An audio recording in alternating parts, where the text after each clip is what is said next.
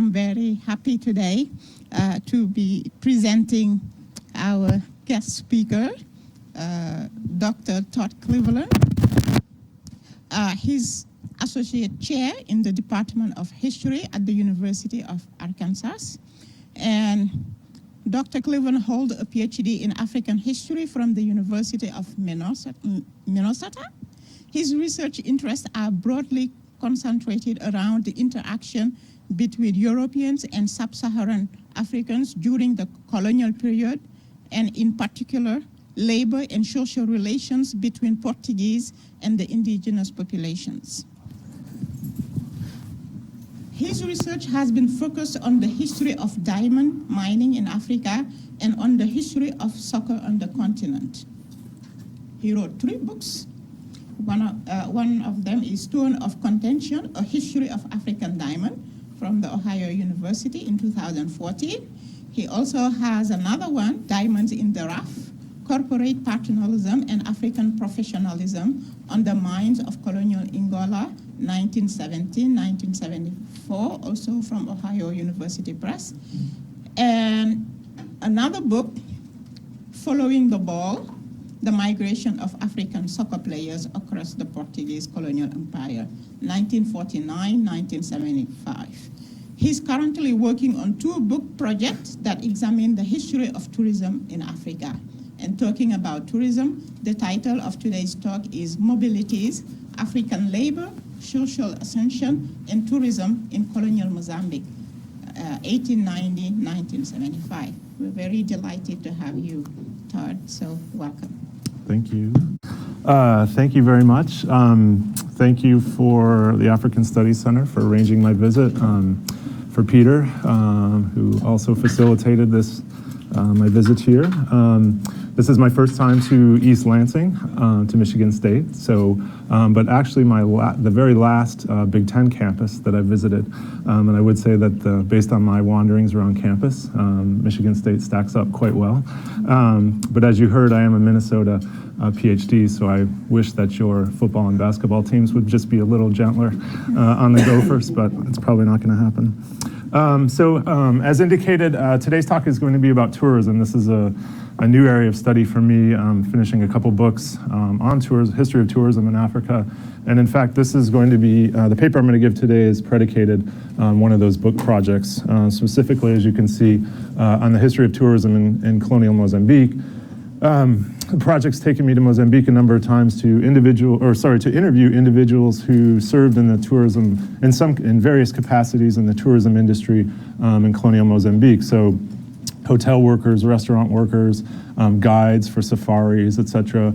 Actually interviewed an individual who claimed he was the last remaining taxidermist in Mozambique. I have no way to confirm that, but interesting guy. But also part of this project, I've interviewed a number of tourists, folks who went to colonial Mozambique, or went to Mozambique during the colonial period as tourists, and that primarily means white South Africans and Rhodesians, now Zimbabweans.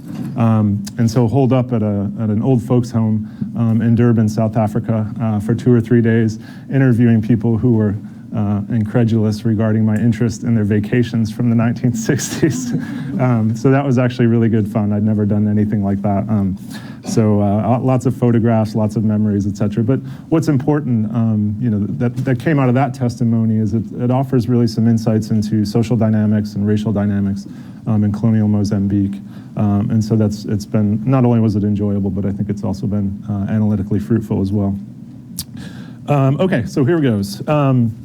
On the 16th of July, 1955 in Beira, which is a medium-sized city in the central coast of Portuguese colony of Mozambique, and I'll have a map in a sec, the regional bishop inaugurated the Grand Hotel at a resplendent event. This sanctification was occasioned by the grandeur and the immensity of the facility. Billed as the pride of Africa, it was at the time the largest hotel on the continent, featuring luxurious dining facilities, well-appointed rooms, stock lounges, and an Olympic-sized swimming pool that overlooked the adjacent Indian Ocean. And here are a couple, oops, oh no.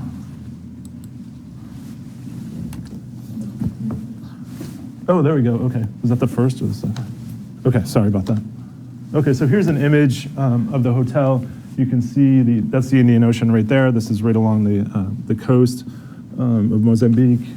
And then here's this fantastic swimming pool opening up to the coast. So there's actually been a lot of attention paid to the Grand Hotel recently because it's in shambles. It's become a place where squatters have inhabited, and so the sort of juxtaposition or the contrast between what it was and what it is has drawn the attention of a number of media outlets.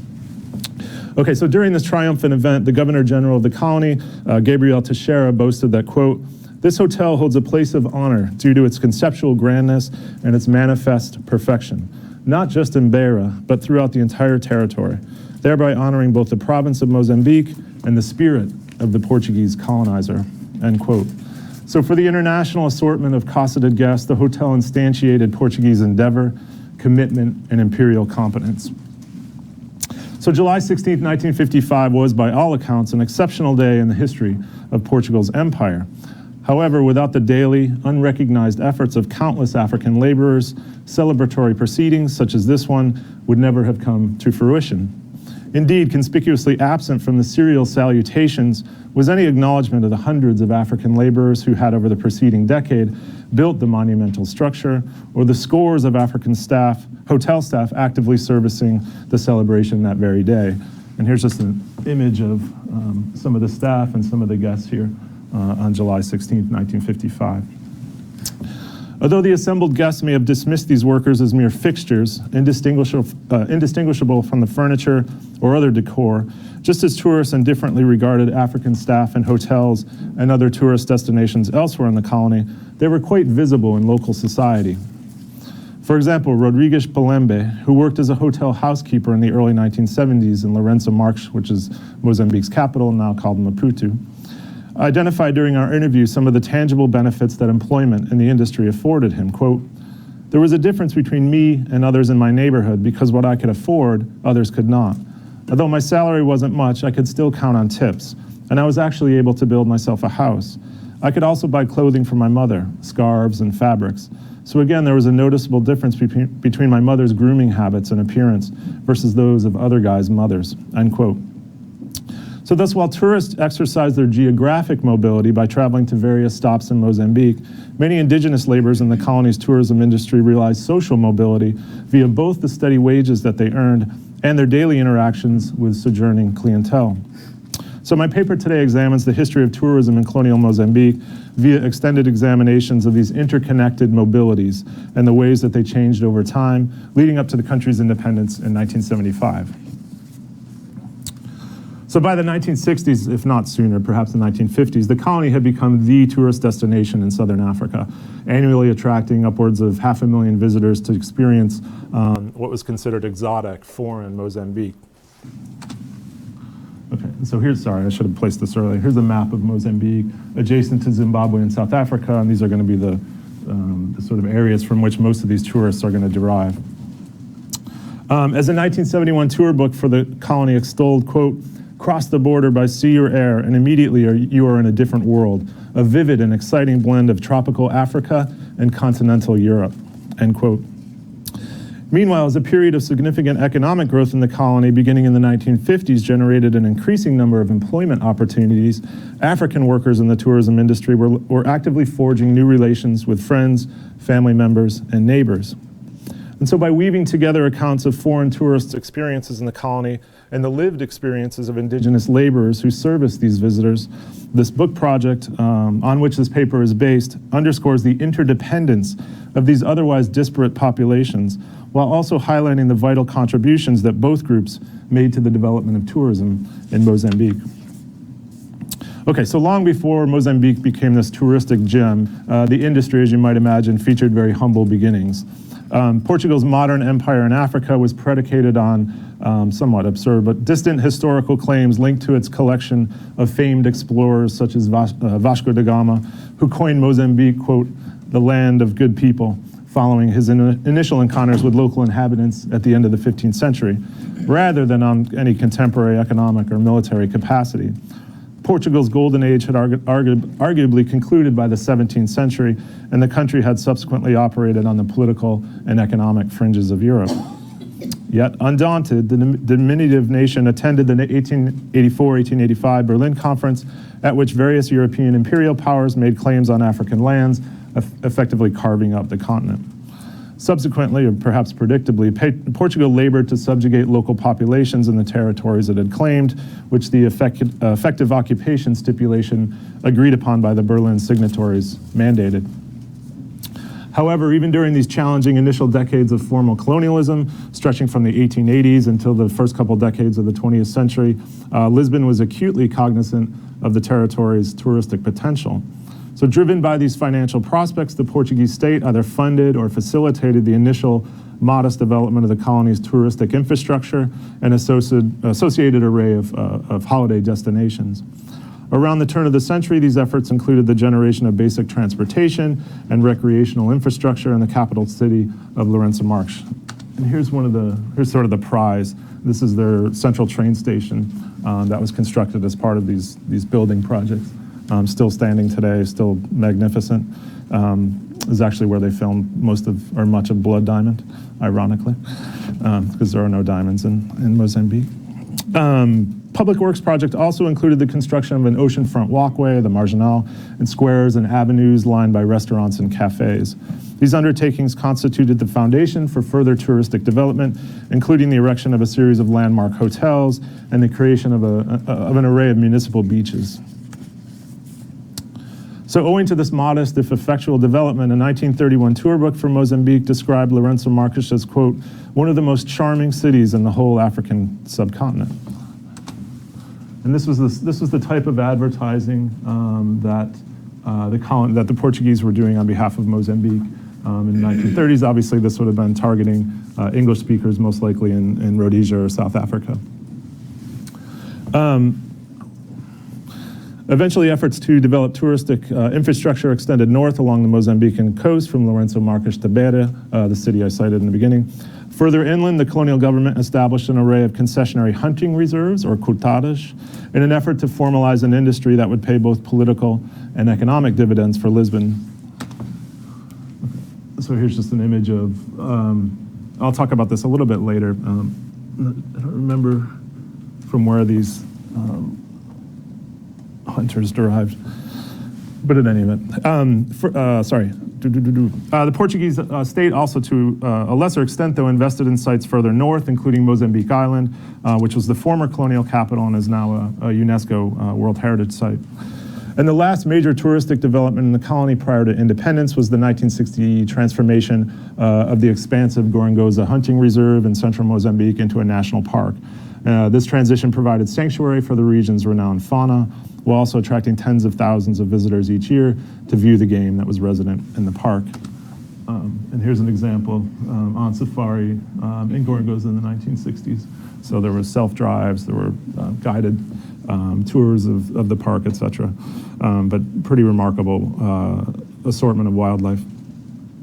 Although the touristic infrastructure at Gorongosa was always rather modest, the space featured a density of big game that even its more famous South African neighbor, Kruger National Park, couldn't match. And although patently hyperbolic, in 1971, Charles Duke, the Apollo 16 astronaut, affirmed Gorongosa's wonder during a visit to the park, remarking to his local guide that, quote, visiting Gorongosa is as thrilling as landing on the moon. Whatever. Meanwhile, for colonial officials, the roughly concurrent outbreak of the War for Independence in the colony tempered the celebration of Gorongosa's emergence as a world-class tourist destination. So in 1964, the nationalist movement Frelimo launched a campaign to dislodge Mozambique's colonial overlords, emboldened by similar insurgencies in two of Portugal's other colonies, Angola and Guinea, which had commenced in 1961 and 1963, respectively. And so here's just an image of Portugal's African empire, Angola and Mozambique being sort of the prized possessions, but also the Cape Verde Islands, Guinea-Bissau, and Sao Tome. So they had 5 colonies in Africa. Undeterred, or in some cases simply unaware of the conflict in Mozambique, which mainly featured in the northern stretches of the colony for most of the major tourist sites, the inflow of visitors continued and thus did. Rhodesian-born come Mozambican resident Maura Forjas, during our interview, offered me a local perspective of the sustained growth of the tourism industry during the conflict, declaring, quote, It was in the north that the military and all that was happening. Even after the war started in Mozambique in '64, you still had more and more tourists coming every year as if nothing was going on. And they truly didn't know, but of course we did, end quote. Even prior to the commencement of hostilities, the Portuguese regime had been complementing its efforts to develop Mozambique's tourism industry with a global propaganda/marketing campaign aimed at attracting visitors. And the Portuguese state actually proved remarkably effective in these efforts, attracting high-profile guests to Mozambique's range of hunting reserves, including a series of American astronauts, members of European royalty, including Don Juan Carlos, the King of Spain, and among other luminaries, John Wayne, James Michener, Gregory Peck. So there's a whole range of these famous individual movie stars, etc. Lisbon also adopted less explicit methods to promote tourism in the colonies, subtly blending touristic promotion and imperial propaganda in ways that highlighted the intertwined appeal of the colonies with the purported benefits and benignity of the Portuguese colonial project. Working discreetly through a series of individual and commercial intermediaries, the regime employed public relations firms, many of which were based in New York, to tailor propaganda to American, British, and French tastes, targeting conservative audiences with touristic advertising, cater to their cultural and political proclivities. The Portuguese regime also engaged in less furtive touristic activity, facilitating easy cross-border access into Mozambique for white South Africans and Rhodesians, who collectively comprised upwards of 80 to 85% of the touristic traffic to the colony. Indeed, rather than deeming tourism peripheral to the colonial project, Portugal's durable dictator, Antonio Salazar, who served as head of state from 1933 until 1968, and his successor, Marcelo Caetano, in office until 1964, both identified the economic potential of tourism in the colonies and actively sought to develop it. This focus was extraordinary given the limited human and material resources in general that Lisbon had at its disposal. The state's ongoing allocation of scarce funds for touristic development, while it was actively engaged in simultaneous counterinsurgencies in 3 of its African territories, further underscores this unwavering commitment. A regime with less conviction regarding the economic and propagandistic utility of tourism would have rapidly reallocated these vital monies for the various military campaigns in which it was embroiled.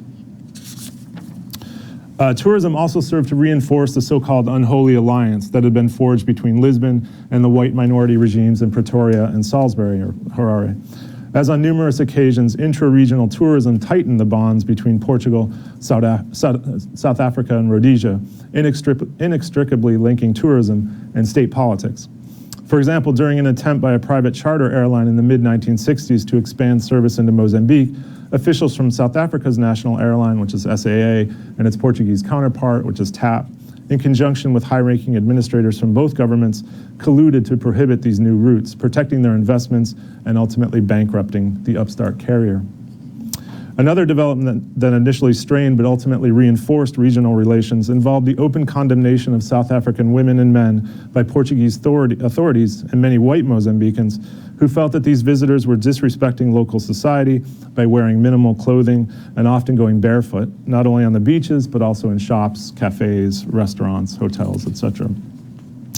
In response, South African Minister of Foreign Affairs, Eric Lowe, issued the following statement intended to tighten the bonds between Pretoria and Lisbon, while also addressing the so-called bikini and barefoot crisis.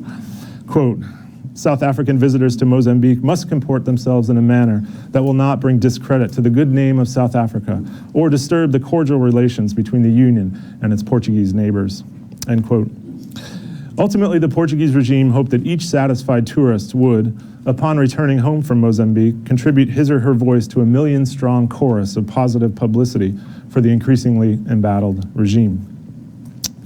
So who were these tourists and why did they come? Regional tourists were eager to experience Mozambique's pristine beaches, continental cities, and game reserves teeming with wildlife. The colony's proximity, affordability, and ambiance also appealed to these guests. Ruth Van Wyck, a Rhodesian who began visiting Mozambique in the late 1950s, fondly recalled these sojourns during our interview, remarking, quote, "It was so close, it was so easy, straight over so you could go for the weekend. It didn't have to be just for the weekend though. We often went for 10 days at a time and had a proper holiday. We were just farmers, and it was wonderful, in part because the climate is perfect, and it was clean. It was just great fun. It was so relaxing, a cheap holiday and a great atmosphere. I love those memories. I really do. It was great, end quote. This is the type of testimony that these folks in the old retirement home, offered. Mozambique's Latin culture also appealed to these white, primarily Anglo-Saxon visitors. For example, Maura Forges incredulously joked to me that following her initial visit to the colony without her parents, she returned to Rhodesia and presented them with garlic, apparently her family's first exposure to the herb. In fact, she laughingly claimed that they had never even heard of it. Visitors eager to experience this alien culture also attended bullfights, toured Catholic cemeteries, took brewery tours, or simply relaxed at sidewalk cafes, endeavors that were simply not available elsewhere in Southern Africa. So here's an image of one of the bullfights. The bull ring actually still stands today. And there was one black Mozambican bullfighter, for what that's worth. Like Van Wyck, Forges similarly cited Mozambique's proximity while also praising its seemingly transcendent allure, invoking the enchantment of the French capital as she continued, quote, "And it was so close. Overnight, you were in Paris," end quote. For many Southern African settlers, Mozambique's culture also featured a casualness and progressiveness absent in their homelands. Ironically, many of these would-be tourists were introduced to the colony, so to speak, before they ever crossed the border via regional shortwave broadcast of LM radio, Lourenço Marques radio. Indeed, virtually every South African that I interviewed who had traveled to Colonial Mozambique as a tourist fondly remembered DJ David Davies' Sunday evening program Hit Parade, which featured the latest pop music from around the world, including artists who were banned in South Africa, such as the Beatles. Visitors to Mozambique also typically enjoyed the colony's less stringent approach to social interactions, which included relaxed racial relations, especially when compared with the severity of South Africa's apartheid system. For example, Jean Kissam, a South African who honeymooned in Mozambique in 1962, explained to me, quote, "It was lovely to see the interaction between black and white in Mozambique, and to be able to talk to a black person without feeling that somebody was looking at you, or something like that. It was a lovely feeling," end quote. Although Kissin didn't possess a deeply informed comprehension of the racial landscape in the colony, her sincerity was unquestionable. Meanwhile, for white male tourists, this relative permissiveness constituted an opportunity to engage sexually with African women, an activity known locally as sleeping black. And here's some fantastic images from a photographer named Ricardo Rangel. And this was a street in downtown Mozambique, Rua Araújo, but it was more popularly known as Sin Street. And so here we have all these cabarets, dancing facilities, bars, etc. So there's these great images where you can see white tourists engaging with Mozambican women on Sin Street. And also a number of American naval servicemen. Apparently this was a very popular stop.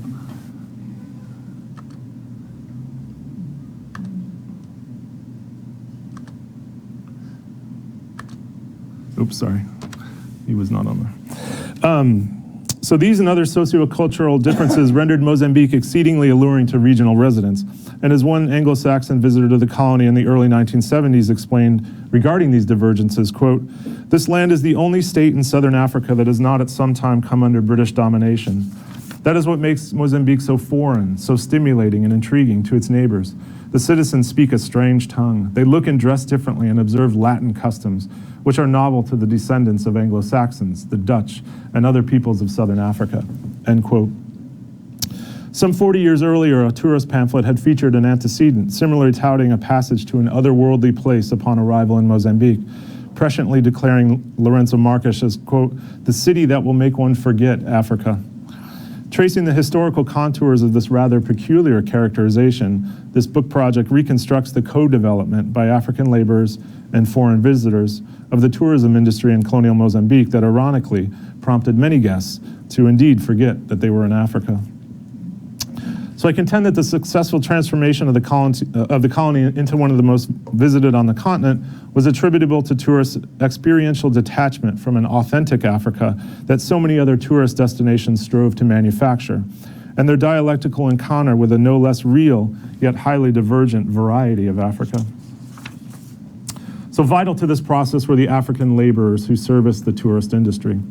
Yet it's important to note their historiographical invisibility, as this project constitutes the initial academic engagement with the African men, women, and in smaller numbers children, who shaped an industry that grew in both economic and political importance to Portugal as international pressure to relinquish its colonial empire increased throughout the 1960s and into the 1970s.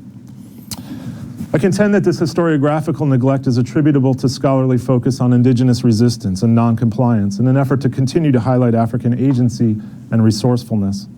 This durable framework is manifest in the Mozambican labor historiography upon which this study builds, which relentlessly casts work sites as terrains of struggle and contention, on which African laborers and colonial and/or company officials engage in antagonistic, at times aggressive, ceaseless dynamic composed of action, response, and counter-response. In any history of tourism in Africa, however, patterns of indigenous labor dissent or discordance are wanting. I argue that this quietude is attributable to the financial capacity and attendant social ascension that indigenous workers' wages and daily interactions with tourists afforded them. Reliable incomes enabled these laborers to circumvent indigenous systems predicated on age and gender, conferring upon many of them opportunities for social mobility. Moreover, for a large number of these service industry employees vis-a-vis workers in less interactual occupations, daily exposure to and eventual proficiency in European languages and customs facilitated further ascension. Consider the testimony of Vasco Manisa, who in the early 1960s at the age of 12 began working as a message boy for the Inhaca Hotel, located on the eponymous island some 20 miles offshore of Lourenço Marques, and who now manages a major business hotel in the center of Maputo. As Manisa remarked to me during our interview, quote, 12 years old was not really the right age to start working, but things came so fast. Within 3 years, I was already a head receptionist because I was very clever. Slowly, I started to deal with the clients, and they let me try to learn their languages because it was very important for me to communicate with the guests. Actually, at school, I had a few English classes, but not enough that I would say, yeah, my English was from school. Rather, it was from dealing every day with hotel clients, end quote. This project also features analytical utility that transcends Africa's borders by complicating the narrative established and reinforced by a sizable corpus of literature that singularly stresses the exploitation of indigenous tourism workers.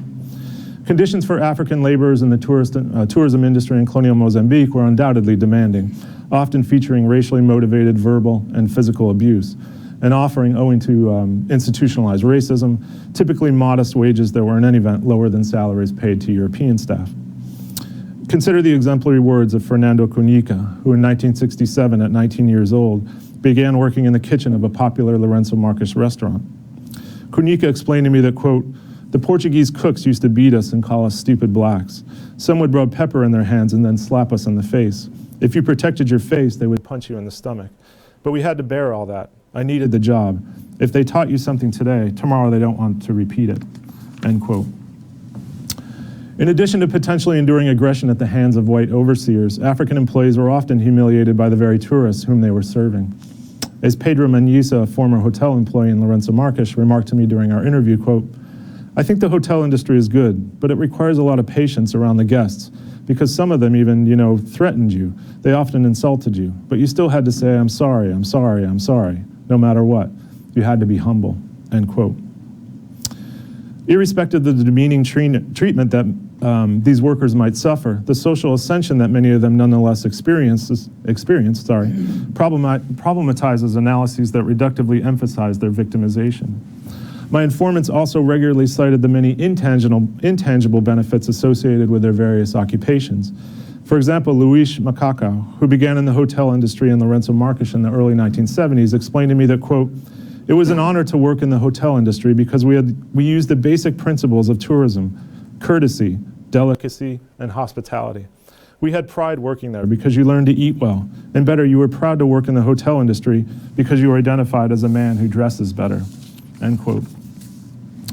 Citing similar immaterial advantages, José Manique, a former hotel employee, indicated to me that, quote, tourism not only brings monetary gains, but also brings foreign culture, which shapes the citizens of our country. Tourism for me is a science that shapes our personal behavior. In terms of culture, Mozambican citizens gain something with tourism, such as a change in attitude and culture, end quote. Upon Mozambique's independence in 1975 and the attendant exodus of Portuguese settlers, Africans with notable experience and/or longevity in the industry could newly utilize their training and experience, as well as the impalpable benefits, such as those that Manique cited, to sustain the industry. Upon assuming power in 1975, the fledgling Frelimo government appointed these industry veterans to supervisory positions at hotels, game reserves, and other tourist destinations. Consequently, these workers not only experienced social ascension during the colonial period, but were also well positioned upon independence to further advance their careers. I also contend that although personal interactions within the tourism industry, both past and present, typically abide by socio-racial hierarchies, they can also render them situational. For example, in Colonial Mozambique and elsewhere, for that matter, African guides and trackers regularly dictated to moneyed European and American trophy hunters how to comport themselves while seeking to fell the big game resident in the colony's reserves, and strictly delimited these tourists' actions according to local hunting protocols and regulations. And here's just an image of Sayela, who was a long-serving gun bearer and tracker for a safari company operator. Safari operators bestowed upon these invaluable African employees, without whom the commercial hunting industry would not have been viable, this authority, and otherwise treated them with significant respect. Outside of the sphere of tourism, this inversion of the prevailing racial order upon which societies throughout colonial Africa were organized would have been unfathomable. Okay, to conclude. Although a handful of scholars has written about the often violent process of establishing game parks and reserves in colonial Africa, we know comparatively little about the histories of other forms of tourism on the continent, and even less about the African guides of both hunting and camera safaris, the African builders of the array of grand hotels and casinos, and the African staff members who crucially service these sites. Yet it was squarely on the backs of these workers that tourist industries across colonial Africa were developed. Sectors that as early as the 1920s had become important sources of foreign exchange for European colonizing nations, including Portugal. Similarly, the profound effect of tourism on intra-community dynamics in Africa's past has thus far received scant scholarly attention.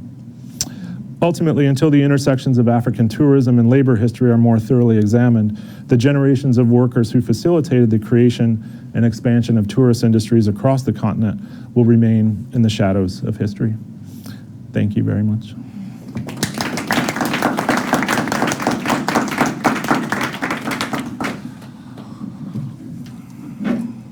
Thank you very much.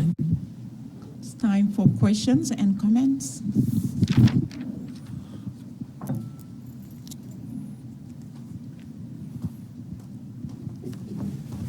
So in case you haven't done this before, the microphone does not amplify the sound in the room. It only picks up for this recording as well as the live stream, so please feel free to speak into the microphone. We do appreciate it. So I'll go first. This was a good talk. Thanks a lot. I learned a lot. I'm Bernie Moore. I'm one of the PhD students here. The question I have is the ownership of these hotels and these tourism infrastructure that aren't like game parks and things like that. Mm-hmm. Were these only owned by Portuguese and or Mozambicans, but were they also owned by South Africans? Because I know there's quite a lot of, I know a little bit about the relationship between like Namibia and Angola with tourism, and a lot of the tourism infrastructure there was actually staffed by white Namibians who didn't speak a lick of Portuguese. Right. But were these things owned, these hotels, maybe Grand Hotel or other operations, owned by South Africans? Sure, yeah, absolutely. Thank you for your question. Much of the touristic infrastructure was in fact owned by South Africans, and Portugal relied heavily on South Africa, not just for not just for injections of capital for tourism development, but all sorts of industrial development as well. So Mozambique was heavily dependent on South Africa. I mean, the relationship goes much deeper, of course, Mozambique acting as a labor reserve for the South African mining industry. But certainly South African investors invested heavily in the hotel infrastructure. And the Portuguese regime was grateful for that and welcomed it because it simply didn't have the capital. There were some sort of wealthy Portuguese conglomerates that had hotels within their sort of portfolio. But I would say roughly 50 to 60% of the hotels, for example, were South African owned. So a significant portion.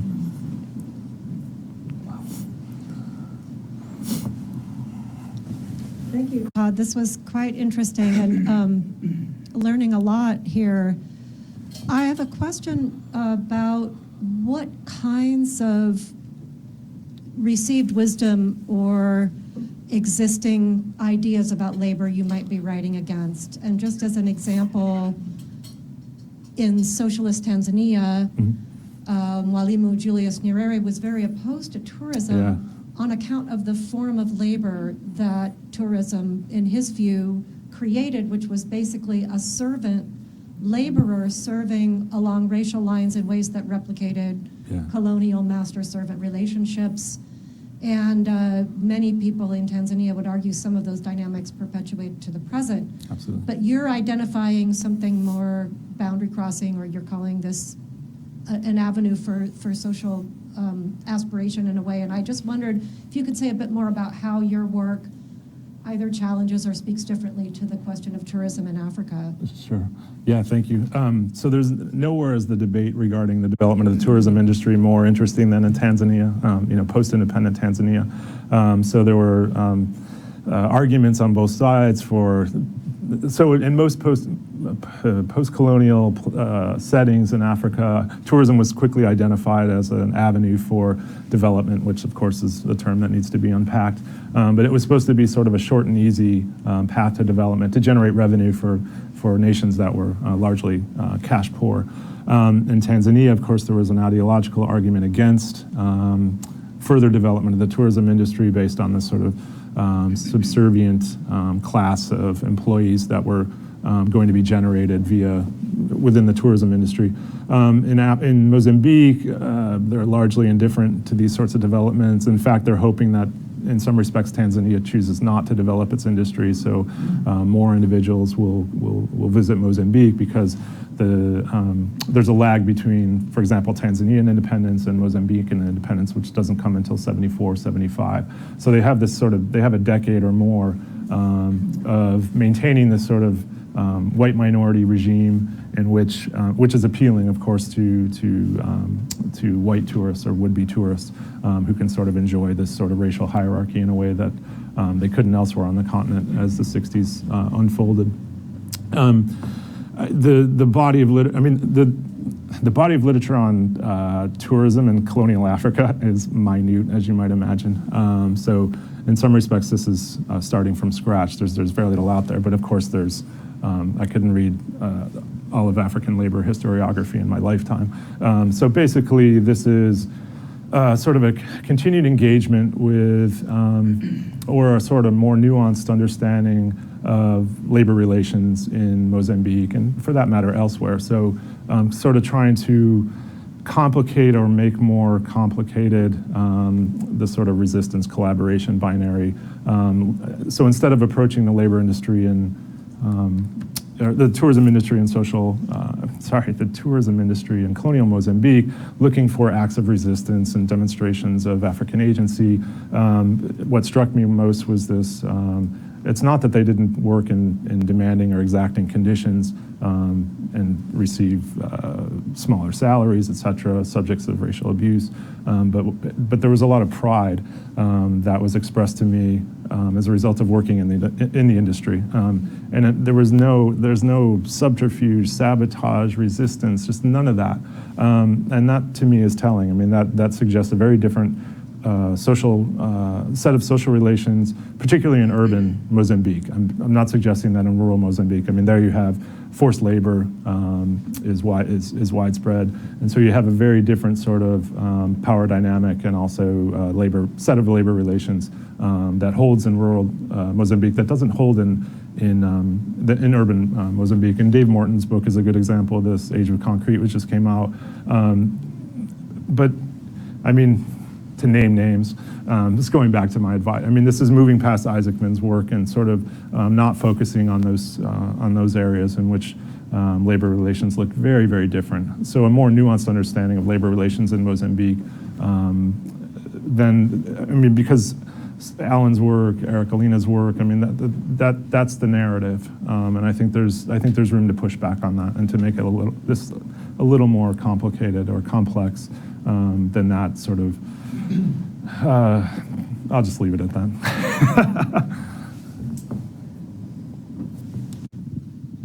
Thanks again for the talk.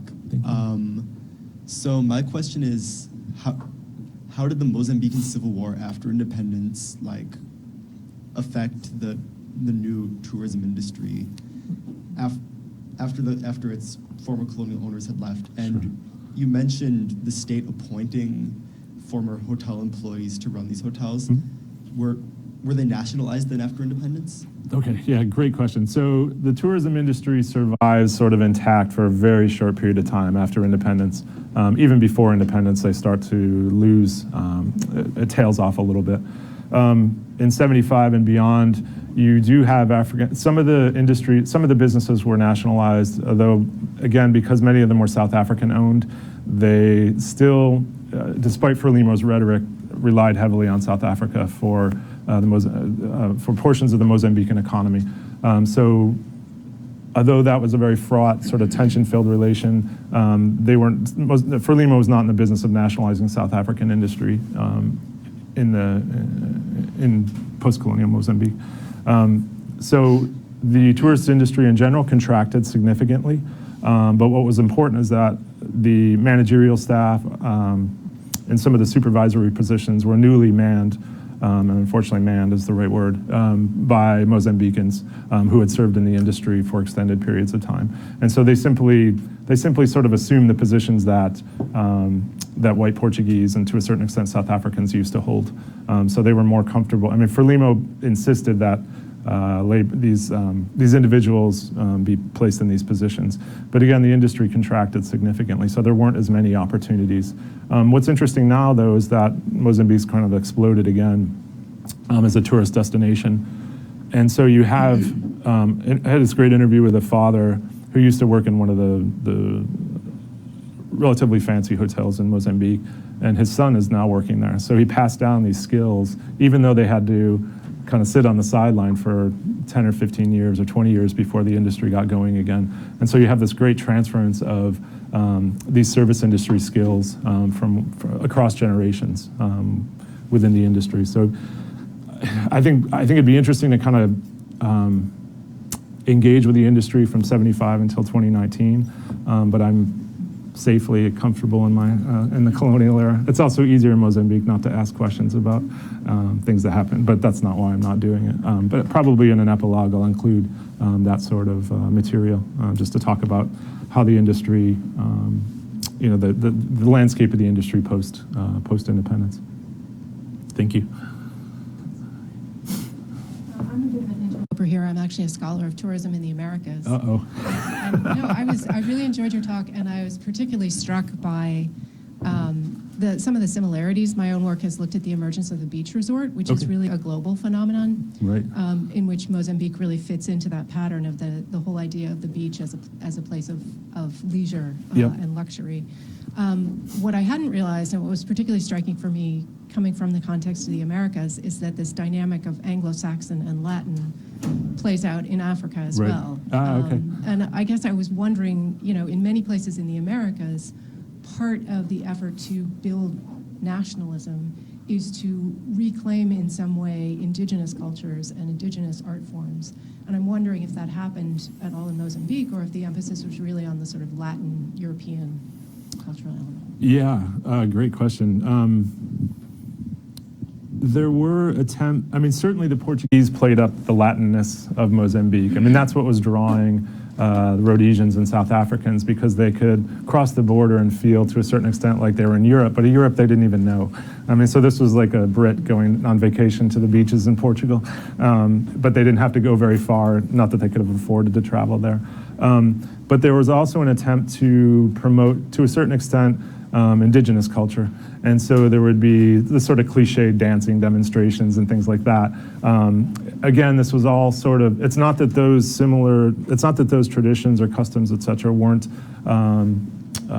evident across the border in South Africa, but there was no way to sort of interact in that manner in South Africa because of apartheid, of course.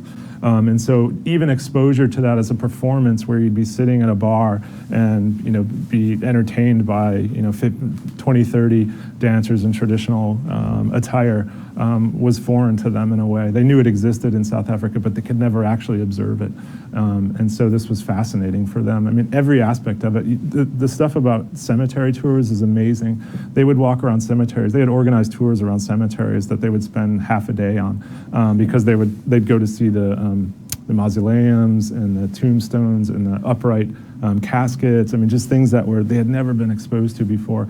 And so many of them talked about restaurant culture, cafe culture, that you could sit outside. Because if you go to South Africa, and I mean, until relatively recently in South Africa, that didn't even exist outside of in some, you know, hyper touristic areas. Just this idea that you could sit out on an avenue and have a coffee all afternoon outside was remarkable. So certainly the Portuguese, so to answer your question, and I'd love to talk to you more about this, because the more I read about tourism in general, globally, the more connections I find to this history. But certainly the Portuguese played up the Latinness of it all. And the South Africans loved it. They loved drinking cheap wine. I mean, Portuguese wine and eating. I can't tell you how many times, if you've ever been to Mozambique, it's all about tiger prawns, like these things that are like somewhat unique to Mozambique. And they would talk about how they would just come out and, you know, plates of them in piles. And they loved this Portuguese. I mean, it felt so exotic to them. And I think life was generally difficult, I mean, because it was so stifled in South Africa. And here they could open up and actually engage with Black Mozambicans in a way that they could never do in South Africa. So I think the U.S. experience in the Caribbean. Exactly. The U.S. experience in the Caribbean was very similar, particularly during Prohibition. Exactly. And the Caribbean's really and this goes back to Tanzania too, everybody who's in the sort of tourism development industry in Africa in the 60s and 70s is very cognizant of what's going on in the Caribbean. So it's initially seen as a model, but so quickly it turns into this is how you don't want to do tourism because it exploits the laborers, it demeans our culture, etc. It's a commodification of culture. I mean, so there's so many ways that folks are very attentive to what's going on like really hyper attentive to what's going on in the Caribbean, as I'm sure you well know. So thank you.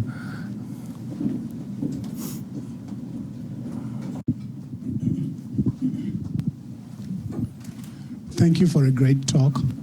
You have brought to our attention this juxtaposition between the arguments, the one that says tourism is good because even though it was in a colonial environment, it provided an avenue for upward mobility for some of the workers. On the other hand, the Nyerere type argument that says this emphasizes and reinforces colonial behavior. Absolutely.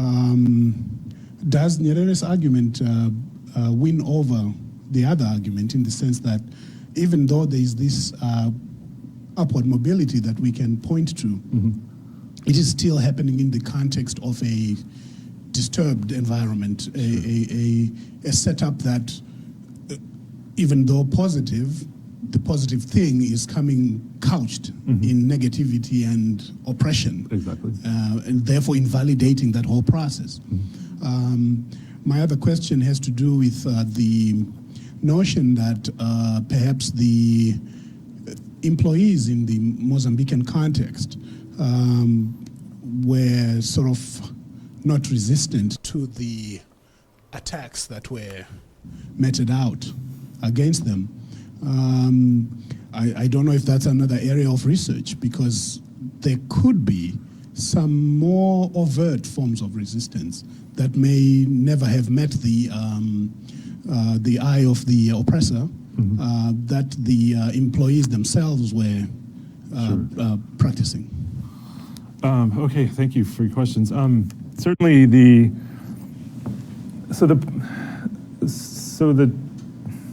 Portuguese government never had to involve itself in the types of debates that were going on in Tanzania regarding the merits of tourism or lack thereof, or the ways that tourism was problematic and perpetuated these sort of asymmetrical race and social relations because they were comfortable with the socio-racial landscape in at least in colonial Mozambique. Frelimo very much utilizes the rhetoric that Nyere used, a decade earlier, that this is an exploitative undertaking or industry. This is reinforcing colonial relations, etc. Frelimo doesn't have to make the difficult decisions because the war starts.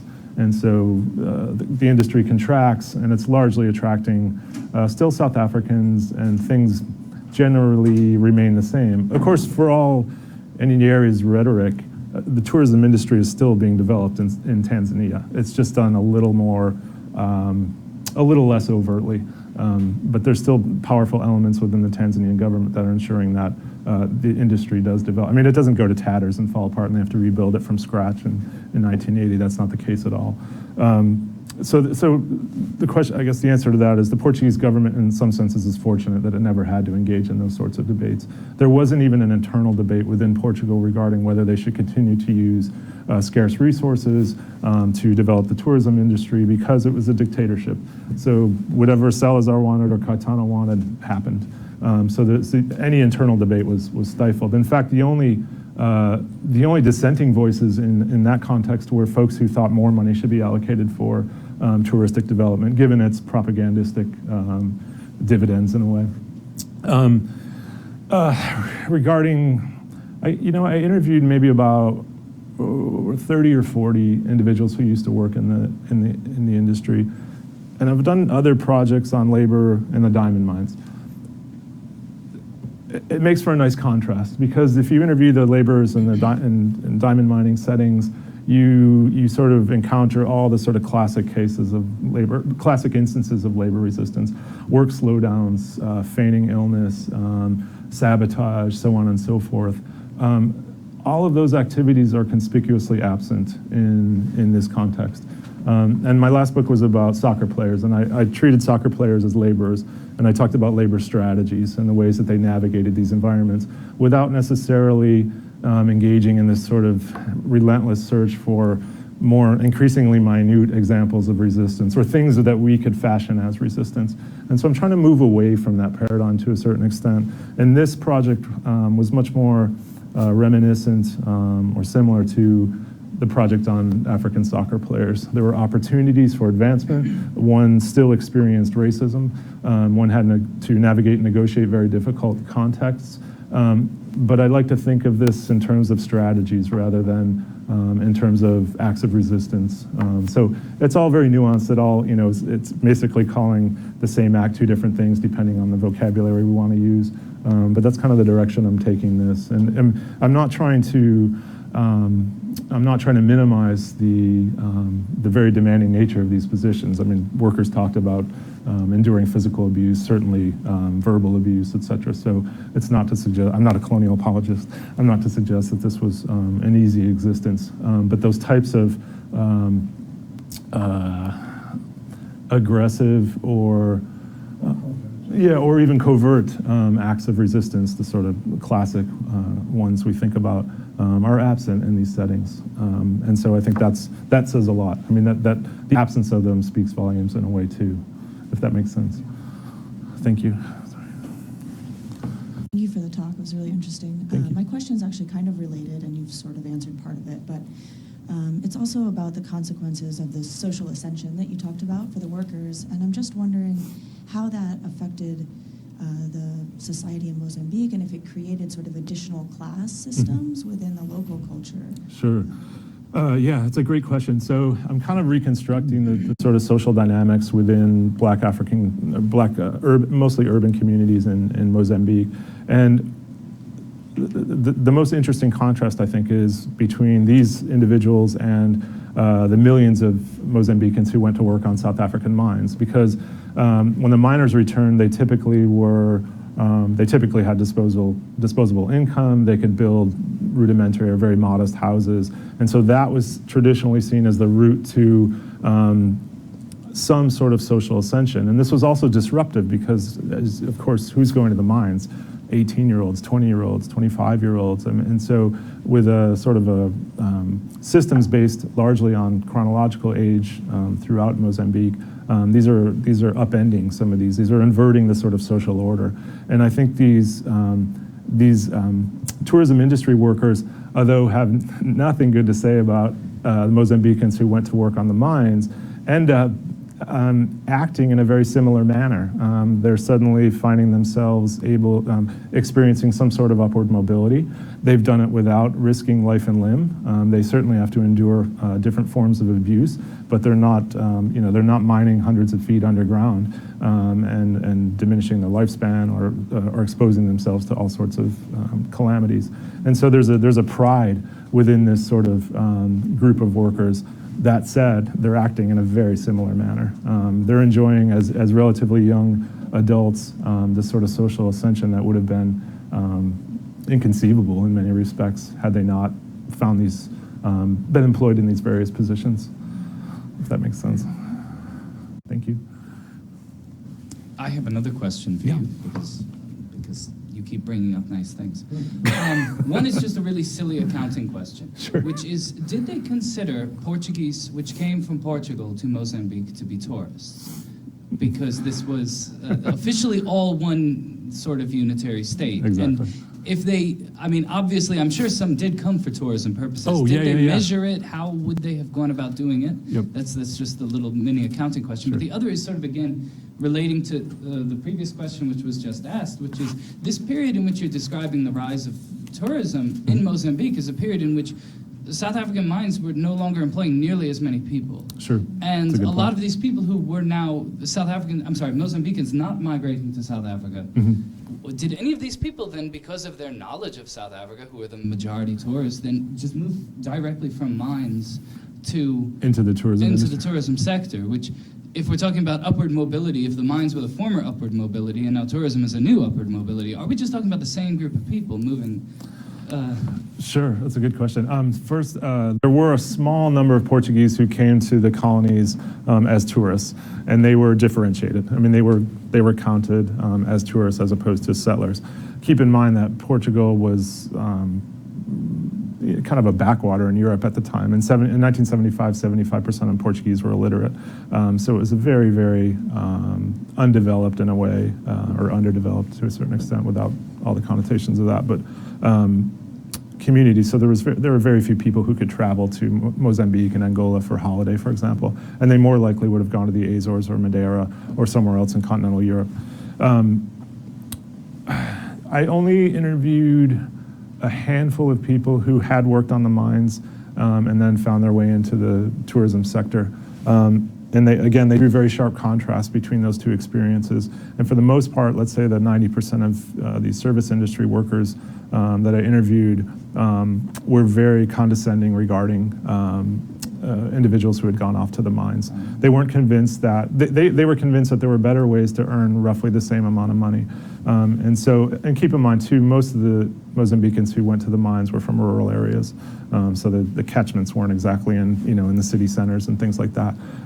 So there were social distinctions between those two groups anyways, but there were lots of individuals who had, Mozambique was experiencing urbanization in the same way. So that sharp divide between urban and rural started to blur over time, especially as these cities grew and the economy took off in the 1950s and 60s. I mean, they were attracting incredible numbers of people, and like you indicated, fewer were going to South Africa for mining work. So that's a good point. I mean, that's something I probably need to be a little more cognizant of, that the labor opportunities on the South African mines were also reduced by the 50s and 60s. Thank you.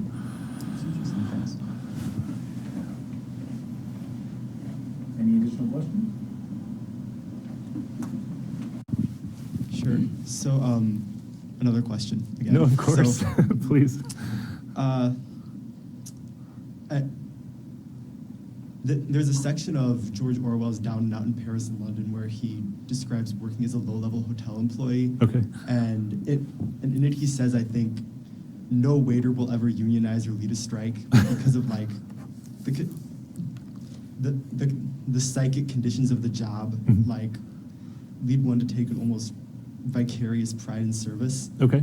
Like how much of the almost total absence of labor unrest you described do you think can be attributed to just purely materialistic causes like elevated status above other workers? Sure. And how much of it's just the inherent conditions of the occupations you're describing? Sure, that's a great, and I need to read that because that resonates very strongly with the testimony that I was gathering. I think there are two components. One is the material advantages. I mean, that these individuals were able to experience social ascension via the wages they were earning. But there's also equally as important, I think, and hopefully this came across, were these sorts of intangible benefits, the sort of pride they had in their dress, for example, in the fact that they were able to interact with Europeans and speak different European languages. So none of those necessarily had any material dimension to it, but there was definitely a pride in working in the industry that I think is really important. So there's sort of a material component and then a sort of intangible pride in laboring in this particular industry. And you're right. I mean, it was hard for them to, again, I mean, they're not even sites. I mean, but if you think about work sites, I mean, they weren't conducive to unionizing or labor unrest or anything, because even a restaurant might employ 10 or 15 African workers, between maybe more than that, servers and things like that. But these aren't large work sites where you have hundreds or thousands of employees who are who can interact with each other on a daily basis, have shared leisure activities together, in which case they can develop different ideas about what conditions might be improved, et cetera, and the very sort of nuts and bolts of labor unrest in work sites that feature large numbers of laborers, whether in Africa or elsewhere.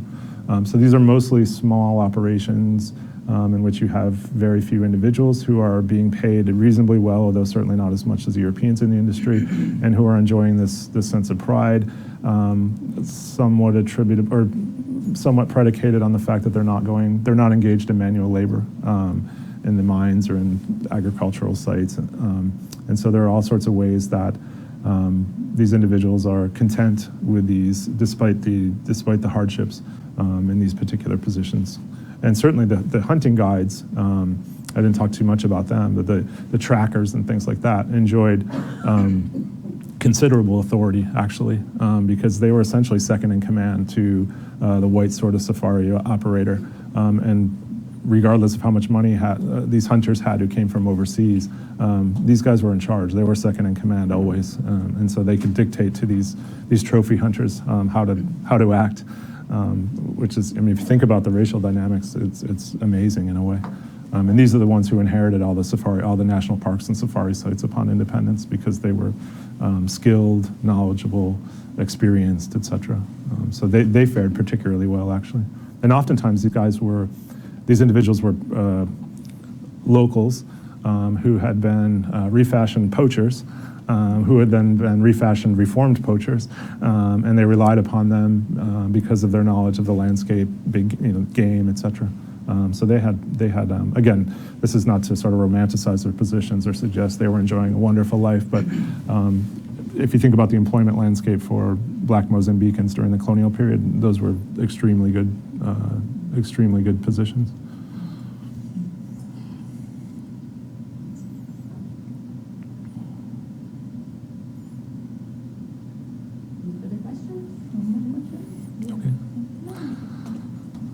Thank you all very much. Well, thank you very much to you Thanks. for a very interesting talk, and thank you everybody also for the questions. And we hope to see you next week. The next speaker is Dr. Moore from the James Madison College, so right here, and she'll be talking about the development goals for Morocco's solar energy ambition. So hope Cool. to see you. Thank you again. Cool. It was very Thank you all. interesting. Thank you.